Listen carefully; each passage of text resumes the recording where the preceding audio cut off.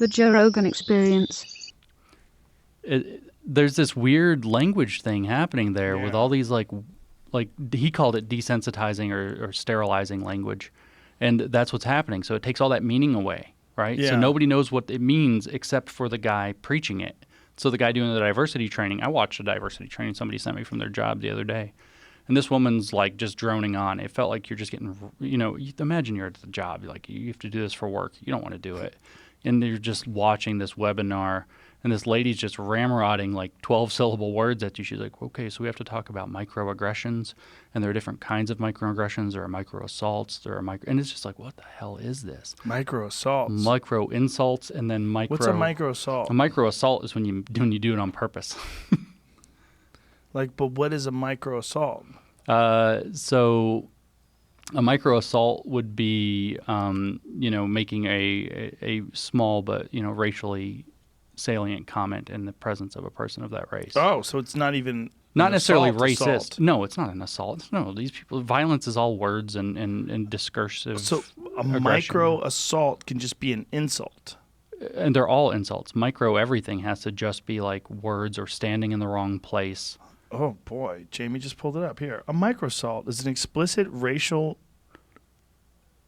derogations characterized. What is that? How? Look at that expression.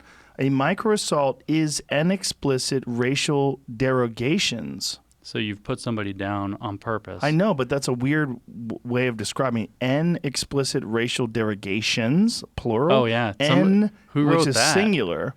Yeah, that's not right. Yeah. They need an editor. Derogations, plural, characterized primarily by verbal or nonverbal attack, meant to hurt the intended victim through name-calling, there's your hyphen, avoidant behavior, or purposeful discriminatory actions. Yeah, the grammar on that's broken all to pieces. It's a mess. And that's kzoo.edu, reason.kzoo.edu. Nice. They didn't even bother editing that motherfucker. Look at that. There's so many of these things that are like for education that are like this. Oh. And it's like they say stuff like themself. And it's just like, this is supposed to be for education. It's barely literate. What is going on? Well, that's a problem when you're using they and them as well, right? You start using they and them pronouns, which are really supposed to, for the most part, indicate multiple people. Yeah. Right. Yeah. Right. Yeah. The singular they.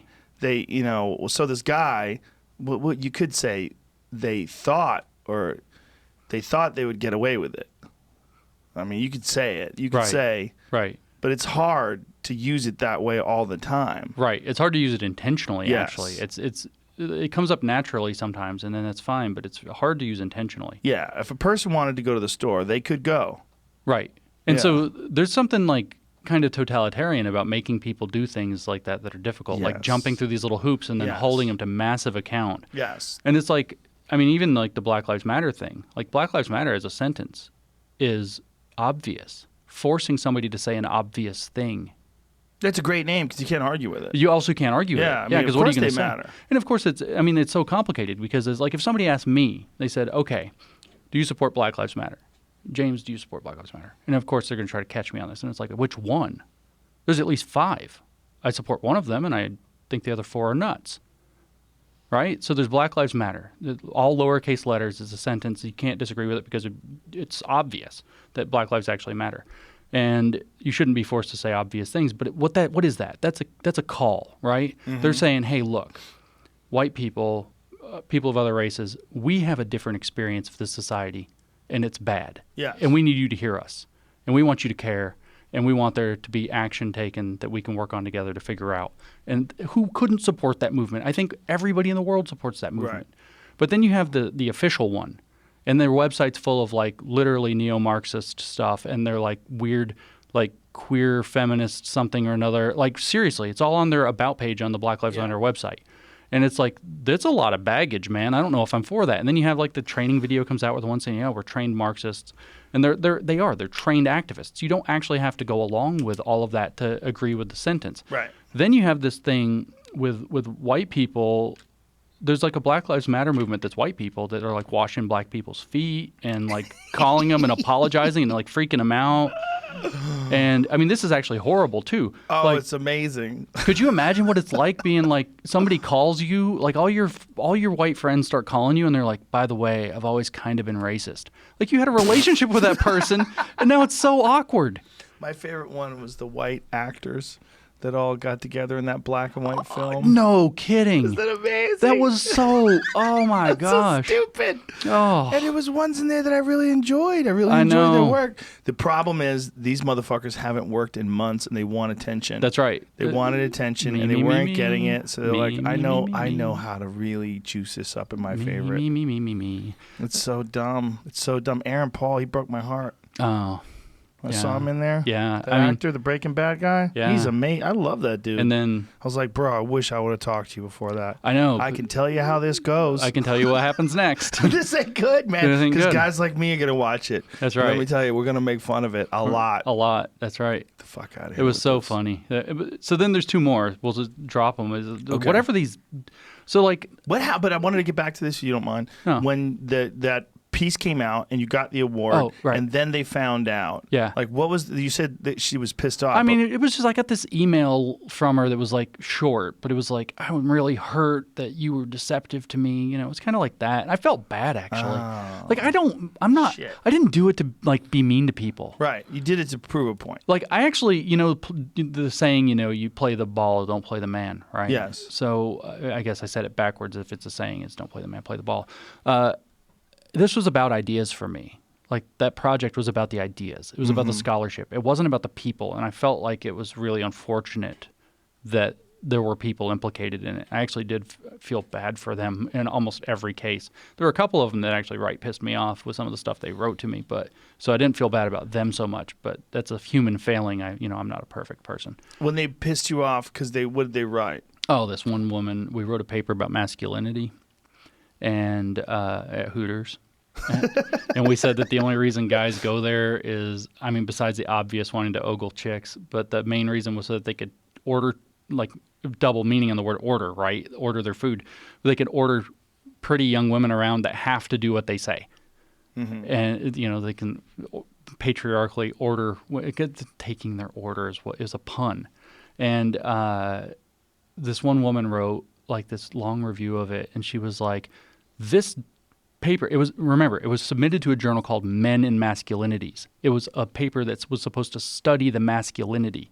And she wrote back, this paper talks about men instead of women, and it victim blames and blah, blah, blah, blah. I'm like, oh, you can go to hell. Basically. I'm like, come on. It was aggravated also because my paper didn't get in because of that. And it's like, why would a paper about men and masculinity have to be about the women? Oh, because feminism, that's why. Of course. And it's like, it's so annoying that aggravated me. Most of them, the rest of them were actually like really nice people. So I think your feeling is that there's really nice people that get bamboozled into really bad ideas. And then when you snuck in these hoax papers, that you're essentially speaking their lingo and they don't even know that they have a lingo. That's right. And so I actually think that what we're looking at with this woke movement, and we've kind of compared it to cults, we've kind of compared it to real, I actually think it's evil. And the reason is because exactly what you just said. It plays on people's best nature. It takes good people and twists them to its purpose. And that's horrible. Like, the whole game is to try to make you a nicer, more caring person. So it takes your care and turns it into something literally totalitarian. You're not allowed to disagree with it. Anything you say, you get branded with these horrible, stigmas. They try to cancel people.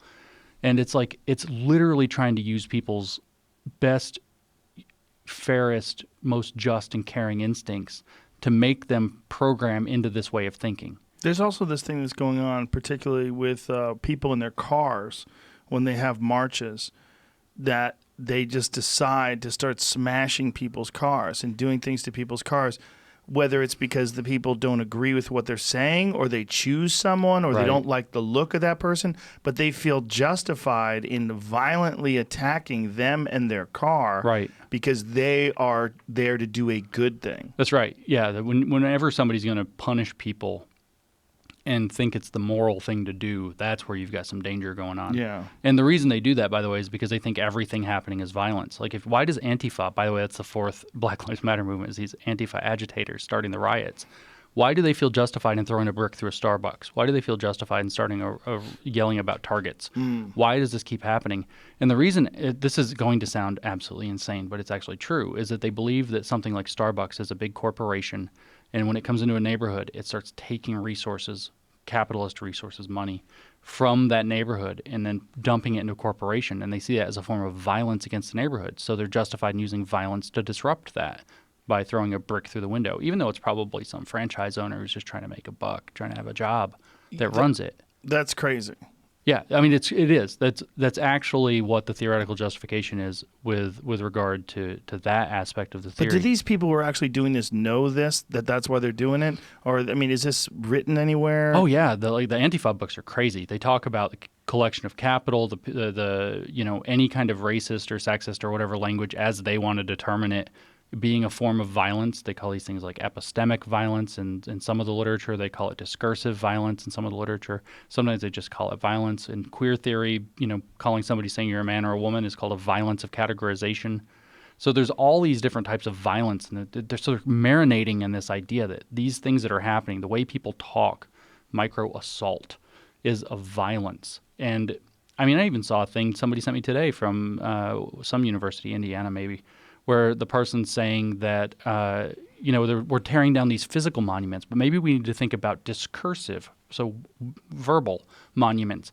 And then in the middle of this, which is otherwise cracked but, not violent, he actually says something to the effect of that we really need to be prepared to do violence against this violence.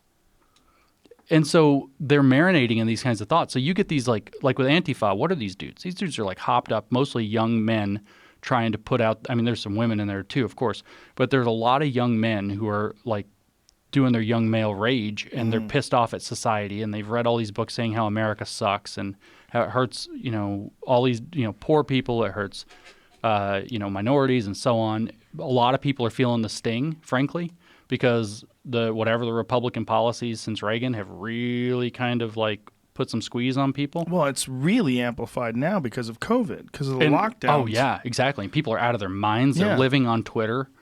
Yeah, they're living on Twitter, and also they're broke. And you're losing your job. So they feel justified to loot. They feel justified to smash and rob. And they don't even have to really intellectualize it or really, when they're rationalizing this, they don't have to really make cogent points.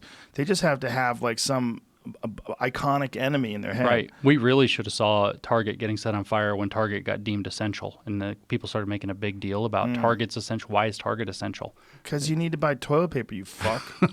Jesus Christ. That's right. What's weird is, it's just weird how quickly it happened. And it clearly exacerbated by the lockdowns. That's right. It's one of the most amazing combination of events that happens in a perfect storm order. Right. And so it's okay. Let me start right. And this is already bad, but I'm not a conspiracy theorist. I don't actually buy into conspiracies, but we are in a situation because of a lot of political currents for the last 50 years where there's a lot of billionaire philanthropist groups, right, that generate a lot of money. They run a lot of think tanks. They run a lot of policy forums and organizations and 501c3s and so on and so forth to study things and do these things.